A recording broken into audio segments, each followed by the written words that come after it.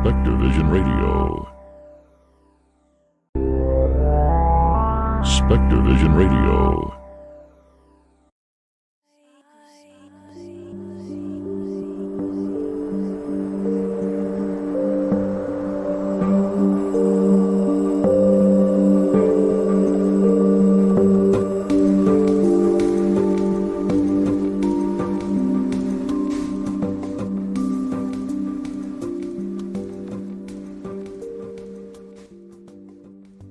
Hello and welcome to the Modern Fairy Sightings podcast, where we listen to people's fairy encounters.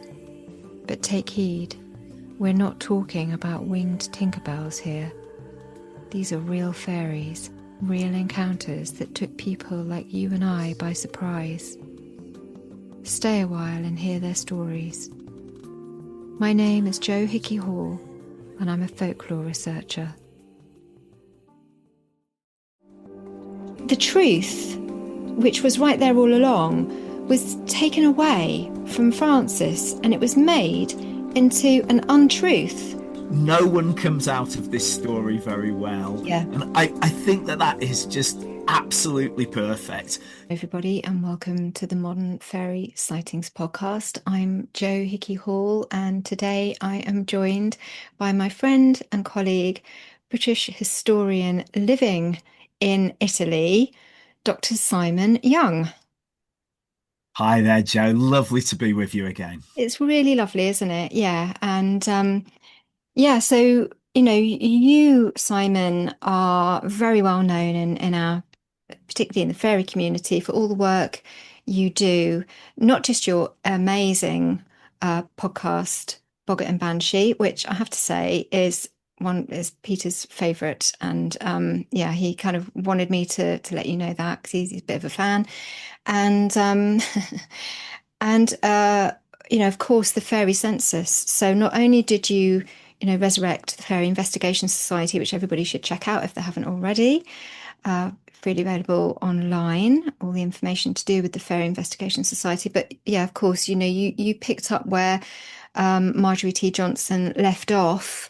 And you were able to publish her book filled with fairy sightings, and then resurrected the this fairy census. So you are on your third kind of iteration of that at the moment. We had 2013 to 2018 or something, did we? And then we had 2018 to 2023, and this will be now the next one coming up. Is that correct? Well, that's the hope. 14 even. So it should be Fairy Census 3. And remember that each one has 500 experiences. Yeah. And I would like to think that in a couple of years, we'll get to 1,500. Lovely. Are they I know we're going to be talking about Cottingley today, and that's why, we've sort of been meaning to talk about this for some time. But just very briefly for my own kind of nosiness, really, how are you finding the respondents? What you're being sent at the moment for the census. Are they kind of changing in any way from when you first started, the first book, to now? Have the stories, the types of stories changed, or the way that people are telling them, have they changed over that time? I think there are little differences, yes. But let me just start with the things that have stayed the same. If you look at, say, the numbers of men to women giving experiences, if you look at the age breakdown, if you look at the geographical breakdown, there's actually very, very similar from Fairy Census 1 to Fairy Census 2. And it's too early to talk about Fairy Census 3. As to the differences, there are some things I've noticed. For instance, one thing that comes up in Fairy Census 2 is we have more people experiencing dreams that they think of as fairy encounters. And that's something that I think back in Fairy Census 1, there are a couple of dreams. But in Fairy Census 2, there were some more. That was something I noted. There were also perhaps people using hallucinogenics to have fairy experiences. There wasn't Mm. that much of that in Fairy Census 1. There's a little bit more in Fairy Census 2. But then we'll be talking today about Francis and Elsie and the experience at Cottingley. The experiences that children have, or rather that adults remember having as children, are very much the same as they were back in 1917 when Francis had her experiences. Mm. Well, let's kick off with the Cottingley Fairies. Thank you for that. Would you be so kind as to give us an overview of the story for I can't believe that there's anyone out there watching this that might not know the story, but you never know. We've got some younger viewers and Sure. interest coming up. So yeah, So please do. I think the best way to think about Cottingley is just to, this is the historian in me speaking, but to break it down just into three dates. Hmm. The first is 1917. In 1917, in Cottingley, just outside Bradford, two kids, Francis and Elsie, um, take two photographs showing them with fairies. One of the photographs shows a very young Frances, she was 9, with fairies, and the other photograph shows a single nature spirit with Elsie. And then a couple of years go by, and these photographs begin to leach out. And the second date comes in 1920 when a group of theosophists want to encourage the two girls to take more photographs. And they give a camera and they come and actually investigate the area, talk to the girls' parents. And in the summer of 1920, the girls were encouraged to take more photographs and they took two more photographs and let's say one accidental photograph, which is somewhat controversial. Um, then the third date is in very early 1921. Arthur Conan Doyle, one of the most famous Britons alive at that date, we know him for Sherlock Holmes, basically brought these photographs. So there were then 5 photographs, and he published them in Britain's, I think, then second biggest magazine, The Strand, Mm. with a long commentary on how Arthur Conan Doyle believed in fairy life and believed that these photographs were evidence of fairy life. And so those are the three dates you have to bear in mind. 1917, you have the first two photographs. 1920, you have three more. 1921, you have publication.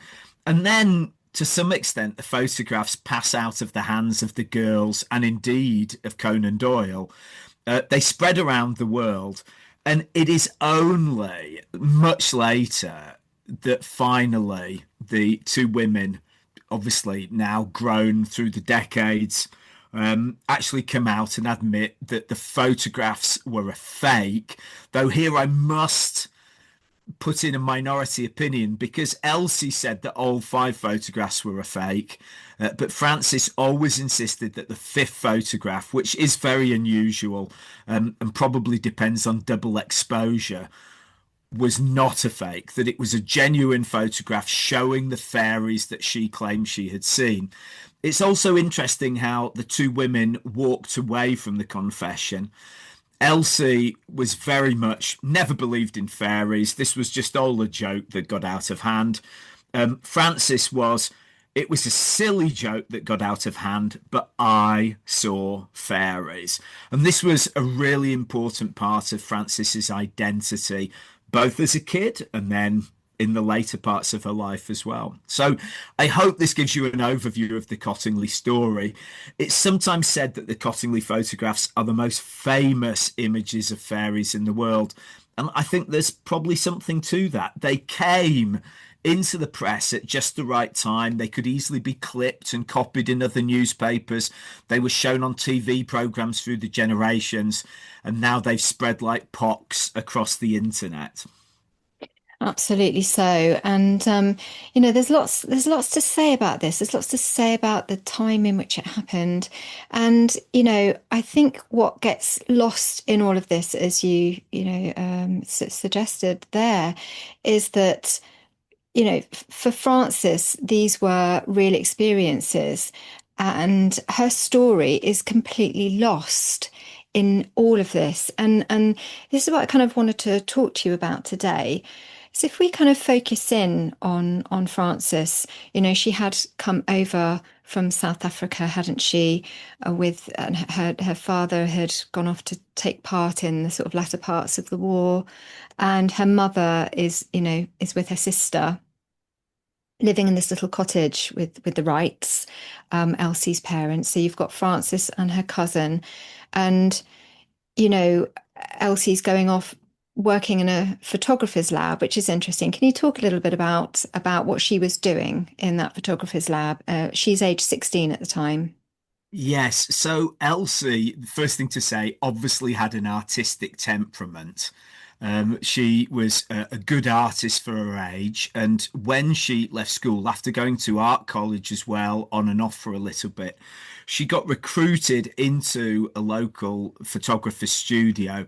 And the official story here, that might well be the correct one, is that she was just spotting basic problems with photographs. She wasn't actually intervening on the photographs. But of course, those who claimed correctly, as it turned out, that there had been fakery, noted with some violence that, my goodness, look, the elder girl here actually works in a photographer's studio. And you can understand people raising their eyebrows a little bit with this at the time. There's also the lovely account that when journalists went to the Wright's house, so these are the parents of Elsie, they found something that you and I as parents will understand, that there's lots of artworks of Elsie that have been put on the wall. And these artworks included landscapes with fairies in them. So Elsie had had a certain fascination for this. And if you wanted to say, here is a trail of breadcrumbs leading to the solution to the Cottingley mystery, there might be something to that. There were arguably signs on the ground. Yeah, and Elsie's father, Arthur Wright, he was an amateur photographer, a very keen amateur photographer, and they had, a dark room at home. So, there's a kind of encouragement there. And, I think something that comes up from Frances's perspective, and this is kind of reading Frances's memoir, is that she wasn't very happy in the way that Elsie had produced these images, in terms of they didn't seem to look anything like the the fairies that Frances herself had seen. Could you talk a little about Frances's experience down at the Beck? I mean, what we've got here is, as I was saying before, this little girl that's come over from another country. She it's the first time she's been in England before, or at least was she born in South Africa, or had she No, gone? she was born in the UK, but she was too young Young, yeah, to yeah, remember actually living in the UK. So she'd grown up in South Africa. She had a yeah. pronounced South African accent. So she's very feeling very other. She's come back. Elsie's busying herself with her job, and Frances gets a lot of time to herself after school, where she, by all accounts, comes home and kind of shoots out the back door again to go, over to the Beck. It's the Beck, isn't it? Or the Dell, the Beck. The Beck. And she's there taking in the nature. It's a really beautiful way to reconnect with the landscape, is to just be in nature, soothe her little nervous system, which must have been all over the place. By the sounds of it, Arthur Wright is can be a bit of a grumpy man to be around. And I was reading also that her mother at one point, must have been so worried for her husband, who's off at war, she lost all her hair. And so you can imagine the stress that this mother and daughter were under, and this daughter just wants to get home from school, where she was probably being teased a bit about her accent or her differences, and she's straight out into nature. And nature will always hold us, nature will always be there, and it's somewhere that we can trust nature. Well, in in most respects, um, we can trust nature to hold us. And so what could you talk a little bit about what she said happened down at the Beck? Well, first of all, I'll just throw in an observation that it's lovely to talk about Cottingley and have a conversation where we actually talk about the girls by name, because I think too often when we talk about Cottingley, we talk about the Cottingley girls or the older and the younger, or Francis and Elsie as if they're one unit. And I think the key to understanding Cottingley is to actually say no, these are two different people. They have different sets of motivations, different experiences. As to Francis's experience, well, I think you've been very, very eloquent in the way you've described it. You've set the scene for someone who is an alien in their own land, not living in their own house. I think the only tiny thing I would add to the family setup is they were not used to little children anymore. Elsie was much older. Like you say, the dad was probably, well, we know he was somewhat grumpy. And Francis got this reputation for being noisy, for being a little bit obnoxious, for jumping downstairs. And my impression, anyway, is this is what 9-year-olds do. And it was more a question that the adults were no longer used to it. So she was in a situation where, like you say, her mother was very stressed. She was living in a house with a sister that seems to have not been ideal.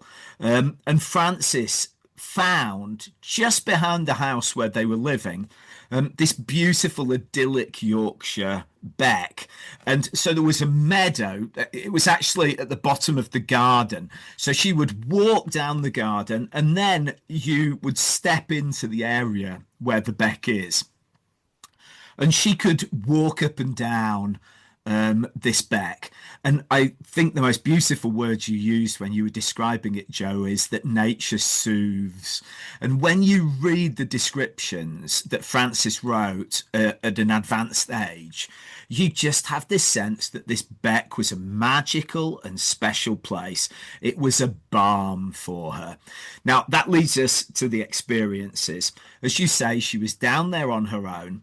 And what I find so exciting about Francis's experiences is that I can't think of another documented case where we have just such good material to describe a child's, at least the British child's, encounters with the world of fairy in this way. The first thing that she notices is she starts to see movement in the vegetation. This is classic in children's fairy accounts. And she looks over, and at a certain point, she sees a line of small men walking along by the side of the beck. And there was one little man, she said, at the back that she's paid particular attention to. And one of the interesting things about these encounters is there is only one moment of straightforward contact between them. The little man stares at her and they make eye contact, and then he gets back to his work and walks on. And she continues to go down to the beck because she's enchanted by seeing these beings. At a later date, she then starts to see a second series of beings. And these beings are much closer, perhaps, to the stereotypical fairy, though she's quite vague about what they actually looked like. But they seem to have been winged and ethereal beings that were dancing around in the grasses. It seems to have been easier for her to see the little men as she described them. And one of the reasons that she disliked the photographs so much was she felt they were a travesty of what she had seen. She felt that they didn't look very much like the little men, particularly, that she had seen. And yet, if you want to know what she thought of the second group, remember that Francis, even after her confession, claimed that the last photograph, the fifth photograph, was genuine. And so I think when you look in that fifth photograph, personally, I think it was a double exposure and Elsie was up to a trick that didn't quite work. But that photograph for Francis represented her experience with the second group. And here you have an experience that you can align with lots of these experiences of children that you find in the fairy census, but it's written in a much more thought out way, probably because of the history of Cottingley towards the end of Francis's life. Mm. On that fifth photo, I think we can see exactly what's happened. It seems clear to me anyway, and I don't know, of course I wouldn't know, but reading through Elsie's letters and Francis's memoir, what happens is that Elsie confesses that the fifth photo had already been taken by the time that Francis took her version of it. So there was the third plate, because this was the second batch of photos that they took in 1920. They'd each taken a photo set up, and then the third one, Francis was meant to come along and take it. Elsie already had it. She took a picture, did it, made a setup, which, as you say, didn't quite turn out. But she felt bad about it. She hadn't told Francis, and she wrote to her and said, I'm sorry, I didn't tell you at the time, but I actually took the photo before, and then and then Francis comes along and takes a photo of the nest. Yeah. Of course, Francis didn't know anything about Elsie having taken that picture. So when that one came out, Francis, of course, is going to think, this is real. And Elsie never told her. So Francis hung on to that. She hung on to that possibility that maybe there was this kind of magic in the photos after all. But again, it was kind of that hope was kind of taken away from her, really. Yeah, I think you're absolutely right about this. And first of all, I agree that it's pretty straightforward what happened, I think. Yeah. And those who defend the photograph as genuine, I think they're really having to row hard upstream here, because the two accounts, when you put them together, it can be simply explained as a double exposure. Yeah. And I think there's also the issue that the fairies are very much Elsie style. If you compare them to the fairies in the other photograph, they're really very similar. But you've put your finger on it again, Joe. There was this sense of magic in the photograph. And I'll just give you what I consider the most moving aspect of this, that Francis had, I hope she still has a daughter, Christine. This is Christine Lynch. Yeah. And Christine Lynch, because of Cottingley, became really interested in fairies. And eventually she got to learn about her mum's confession, but she also accepted that her mum had had these real experiences. And Christine, who seems to have been a very, a model daughter, actually helped her mom write the book that we're both quoting from here. And Christine, after her mother's death, had the fifth photograph massively enlarged and hung up in her sitting room. Now, I've not seen this, but Christine Lynch describes this. And so clearly, for the fairy believers in the family, this was the last proof. Whereas you and I and many other people would perhaps come to another conclusion. But whatever happened with Francis's experiences in the Beck, that, of course, is another question. Yeah, I mean, this is where I feel really kind of sad, and I feel, I kind of have a bit of a bee in my bonnet about this, because here you have this sensitive little girl, this child who does see, as many of us do, many of us experiencers, we have these experiences, and we can kind of talk about it with each other. And that is just such a gift, because other people don't quite understand. If you haven't had an experience like that, it's very hard to get your head around. I understand, because before I saw, what I saw for the first time, I thought it was ridiculous as well. So I get it. I get it that it's just, impossible or ridiculous or whatever you like to think about these worlds. But, when you have had an experience and you have no one to talk to about it, or you're ridiculed about that, it's very, very painful. And I feel, we have this sensitive child. She's having these experiences. Elsie is much more, I mean, when I spoke about this lately, I talked about her being the kind of putting in the fairy glamour, really, because she did have that glamour. She was older, she was more sophisticated. She liked the limelight. Let's not forget, it was Elsie's mother was kind of seems like a similar sort of character. She was the one who brought the photograph to the Theosophical meetings and how it eventually got into Gardner's hands. And so, it's the truth, which was right there all along, was taken away from Francis, and it was made into an untruth through Elsie. And, Elsie obviously was wanting to stick up for Francis and prove to her parents she has seen fairies. And, in that respect, she's trying to be a good cousin. I get that. But basically, it got turned into a lie. And each person in turn wanted to kind of shape it into what they wanted it to be. Gardner literally took that original plate and he touched it up. I think your episode about this case on Boggart and Banshee is fantastic, and I would recommend everybody listen to that. And you make the point that it's probably about the fifth generation of tweaking the picture that we see nowadays. He touched up that plate. He nobody still know. That would be brilliant if that plate came to light, because nobody knows where that is still, but he inhibited its release to the public. The photos that Conan Doyle then got to see were, these very sort of touched up images. So Gardner's he ends up, going and touring around. So he made it into what he wanted it to be.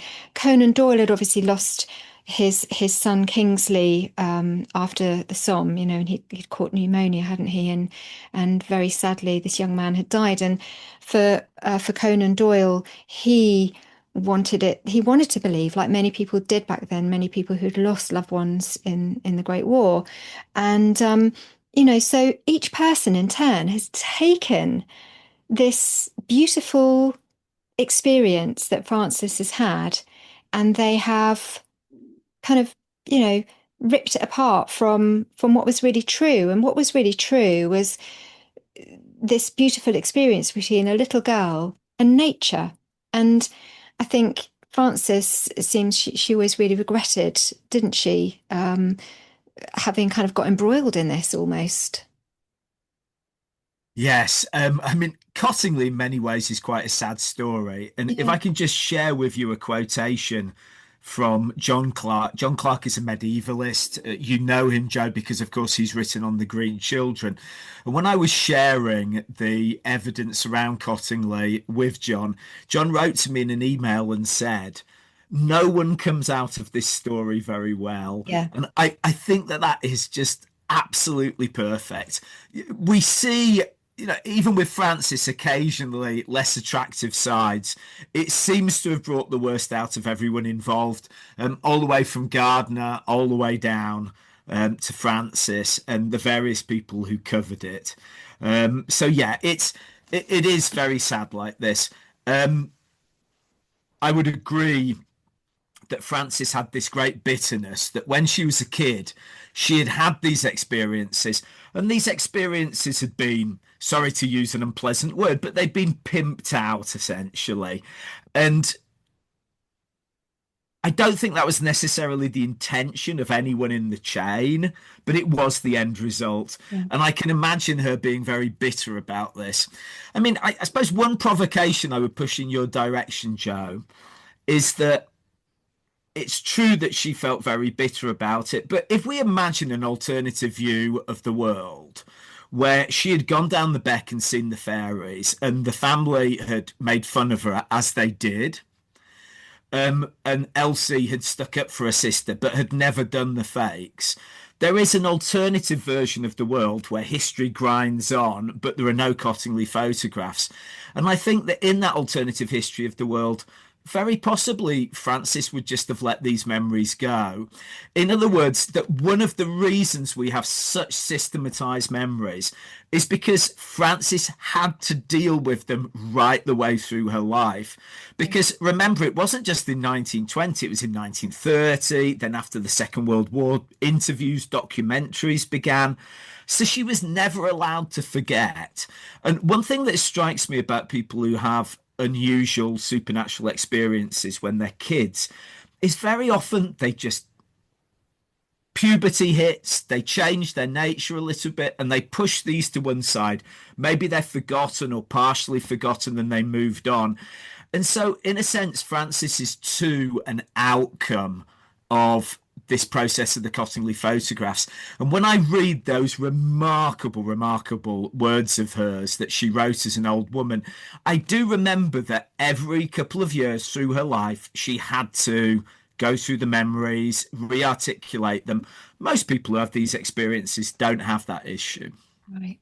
Yeah, I think that that's also true to say. And if we look at at the time the way that Gardner and Conan Doyle went about this, we've got this sort of Victorian hangover of wanting to categorize everything and explain everything and have a sample of things to keep and say this is what it is, we know all about it, case solved.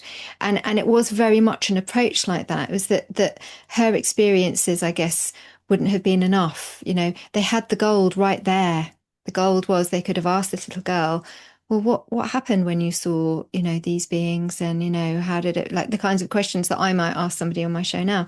Yeah. They were looking, Francis, at the time. The answer was right there in front of them, but they were looking for proof, as we all still are in this world, So I think that it's just sort of speaks of the times, but also it did get everybody. We're still talking about it now because of those photos. So if we put together, I guess Francis's unique gift, or perhaps not so unique. Lots of children do see otherworldly beings, but without Elsie's glamour, as I say, we wouldn't still be talking about it now. And it did kind of bring a sense of wonder, I suppose. It's just that it's that painful sense of, well, case closed. And I think the worst aspect of all of this, and I was really shocked to sort of read how it came about in the end, was with Professor Joe Cooper of Leeds University. So he was a psychical researcher, wasn't he? And he's been very interested in the stories. By all accounts, it seems like he did believe that it was possible that they'd seen fairies. He befriends France. He befriends both of the women, actually, and because he really wants the story, as you mentioned in your podcast episode, he wants to be the man in the middle writing the book, with these two women and get his name out there. So again, he's somebody that wants something from this story. And he's kind of playing them off against each other. He'll tell, well, in their letters to each other, from Elsie to Francis, Elsie's kind of, he's at it again, trying to get me to tell him how we did it. And, same with Francis. And he finally, it seems like he kind of corners Francis in some respects. And in 1979, they get particularly friendly. And he's going up there to the sort of Nottinghamshire village where she lives and taking her out for the day and doing all the kinds of things that that elderly ladies might like to do to tea and stuff. And then can you describe what happens next? Well, so first of all, this is all contested. So Okay. we have two different accounts. I think the first thing to say is that the confession begins with Francis in this sense, that Francis wants to recover her experiences in the Beck, and she wants, in a sense, to get rid of the photographs.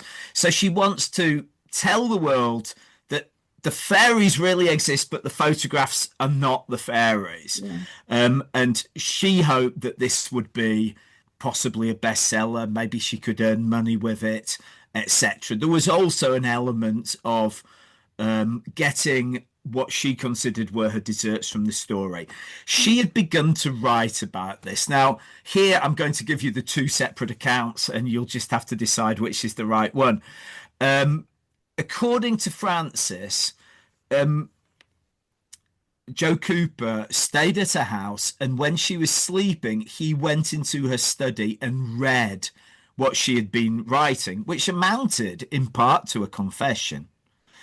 According, on the other hand, to Joe Cooper, they went to well, they went for a drive, and in a cafeteria, Francis came clean and confessed to him. Now, I don't know which of those is true, but what I do know is this, that Joe Cooper then takes the information that he got and he ran with it and published it without getting an okay from the cousins. Um, and I think that I remember when I first read Joe Cooper's book, thinking he shouldn't have done this. It's another example of John Clarke's rule that no one comes out of this well. Yeah. Now, it's true that from his point of view, and here we have the views of his ex-wife and I think his daughter on the record, that these two rather elderly women had basically been playing with him as they saw it. This is as Joe's family saw it. But I still personally am a little bit scandalized that someone goes on the record in that way, as he decided to do, essentially behind the backs of the two cousins. And it clearly bothered him as well. But, you know, it doesn't leave you with a very nice feeling when you read through the different contradictory accounts. Not at all. I mean, this is her story to tell. It was her experience. She was going to tell it in her way. She was reclaiming what she lost all those years ago. You know, the story was taken by her elder, much more sophisticated cousin who she looked up to. It was taken by Gardiner and taken all around the world and postcards made. And same with Conan Doyle, you know, he's publishing it in the Strand, and we don't know what kind of financial remuneration. I mean, even when they did give the girls money, which I believe was £500 each, I believe that Elsie, at one point, when they paid them both, Elsie received £100, whereas Frances received 20. You know, her part was always lessened. And actually, it's at the crux of the story. So this is her opportunity to reclaim this story and tell it in her own words, which she wanted to do before, you know, she was reaching the end of her life. You know, this was her way of you know, getting the story out there. And he removed that from her. It was not his story to tell. It was hers. It's not as if she was keeping it to herself and was never going to reveal this. She'd actually written it and she was going to release it in her own words. And it breaks my heart that after that, she refused to put pen to paper. She put her pen down. She wouldn't finish the memoir. And it was actually her daughter, Christine, you know, that had to finish it in the end in the 1990s. And I just think he had no right to do that. Whether, as you say, Frances is correct in that he stayed at her house and then went downstairs in the night to her bureau where he knew she kept her manuscript, because she had said to him, oh, well, I've got to the bit of the, in her words, she says, I've got to the bit of the book now where I talk about, you know, the secret. It's the final insult, actually, to that little girl and her experience. As you can see, I really got to be in my bonnet about it. So. I mean, Joe, but let me try and put his side of the case. Okay. And I think you'll have gathered from what I said before that basically I agree with you. I think what he did was very ungentlemanly. Even if we take his side of the story that Francis came to him and told him about the confession, but let me just put his side of the story.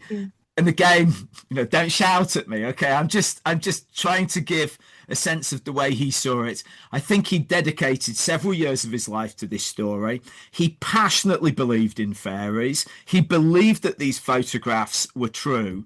And when it was told to him that these photographs were not true, I think that was actually a really destabilizing moment for him, because he'd been one of these people who'd been the rear guard of history. He'd been defending these photographs, not in the 1920s, but in the 1970s and 80s. And then suddenly he finds himself in this situation where, oh my God, the photographs aren't true. What have I been doing all these years? Frances was talking about how she was going to come out with this story. Looking out of my peripheral vision at Frances, I don't think Frances would have ever written this book that she thought she had in her. But You're absolutely right. That was her choice. That was for her to do or not to do. It wasn't for him to do. And he saw himself being outflanked. It seems to have been a rough time privately for him in his life as well. His marriage was falling apart, perhaps a little bit because of this. And at this point, he decided that he wanted to nail his name to the mast. He wanted to be the person who revealed that the Cottingley photographs were a fake. And so he wrote these 4 or 5 articles on Cottingley and then published subsequently the book. Again, I quote John Clark, no one comes out of this well. Joe, you said it very beautifully, and I agree with you. But it's a little bit like when two people on the outskirts of your life start to go through divorce proceedings. And sometimes you have to ignore the headlines and just remember that lives are complicated and people do silly things. So I'm not excusing him. I agree with you, but Yeah. Yeah, I accept that, that finding that he had, as you say, sort of spent these few years, but I still think, her entire life had been shaped by this story and how she had been held to secrecy by her elder cousin, which she had kept all of those years. She was uncomfortable about that, but she did keep the secret all of her life. And, at one point, Elsie's being interviewed in later years and says, sort of, because she was always very sort of light-hearted about it, wasn't she, yeah, Elsie? Elsie did really well out of it, as you've mentioned in your writing around this too, in that she took the money that they were given and went off to America, met her husband out there. They moved to India. She had a lovely life. Francis's was a different kind of path, and for Elsie, it was, I guess, more of an adventure. And for Frances, it was kind of hanging around her all those years, so it was her entire life. So while Joe Cooper, I can understand if he's put his years into this and then to realize what was happening. Maybe you're right. Maybe he just had just a moment of devastation and felt anger and wanted to kind of hit back at this in some way. I don't know, but I do feel it's important, most of all, to get Frances's story out there, because the thing about the Cottingley Fairies is that people just, they think it's a kind of it's a cut and dried situation.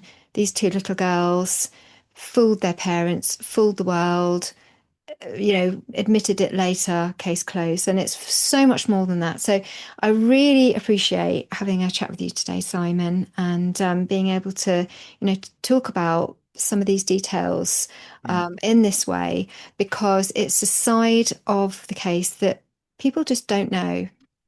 yeah, I agree. I think if I can share my little bee in my bonnet, Yeah. I, I think that for me, sometimes if I was going to pick a villain in the story, I would actually be tempted to pick Elsie.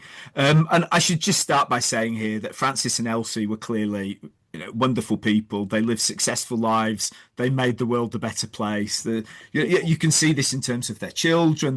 This isn't a serious attack on Elsie, but again, one of the problems with calling them the two little girls, as so many people do, is that we forget how old Elsie was in these experiences. And in 1917, I think she's 15 going on 16, and she sets up these two photographs, and here people say it was just a joke that got out of hand. And I completely sympathize with this. But what no one looks in the face and answers is this. In 1920, when they came back with photographs and offers of fame, Elsie was 19. I mean, she was older. She knew what she was doing. There's no sense in which we can say she was a kid. And she set up 3 different photographs using the same technique of fakery. And whereas in the first photographs, Frances was 9, and in the second, I think she was 13. Yes, this would work, wouldn't it? I feel that Francis had no blame in it. And in fact, for me, Francis has the credit of honouring a promise made to Elsie that she would never reveal the secret. Now, again, I have no bitterness in my heart towards Elsie. In fact, I would much rather spend an afternoon with Elsie than with Francis, who sounds to me like she was quite a scary person sometimes. But I think that Francis really is one of the few people in the Cottingley story that I don't think we can put much responsibility on their plate. Yeah. Oh, as you say, life is very complex, but nevertheless, here we are, talking about it. And I think it's played a part. And anyone growing up, sort of, from I was sort of growing up in the 80s, and this was in all the the mystery books, and it's fascinated all of us. And I think everyone has a take on this probably, but I think that it has fed many children's imaginations for decades and decades, and I'm thankful for that at least, and that we get to kind of uncover the truth behind it, which is that Frances, I do believe, saw these fairies at the Beck, and let that be her, let that be something that we remember about this story. Yeah. And the sad thing is that that book is so difficult to find as well, because Christine Lynch and Francis published it together. Right. But the book is now, I mean, I suspect if you go on Amazon, there's not a single copy available. And so it's sad that she got to tell us this story, and you've read it and I've read it, but how many other people will? And yet I'll finish, Joe, with a provocation again. I mean, if you go and watch a Disney film, the fairies that you see in that Disney film probably are some kind of genetic descendant of the fairies we see in those photographs from Cottingley, because Elsie did these fairies that then became iconic. And then, and this is where I always wonder about the nature of supernatural experiences. I think it's even more than that. I think that if a young kid sees a fairy today, the form that this fairy takes in the world or in their imagination, however you want to look at it, probably owes something to Cottingley as well. So the tradition continues, the dominoes keep falling. Absolutely. Oh, great. Thank you so much, Simon. Always absolutely brilliant to chat to you. Let's chat again soon. And what have you got coming up? Have you got any further books coming out? So I've got a few things coming up, but the project I'm concentrating most of my time at the moment is I'm doing a Substack.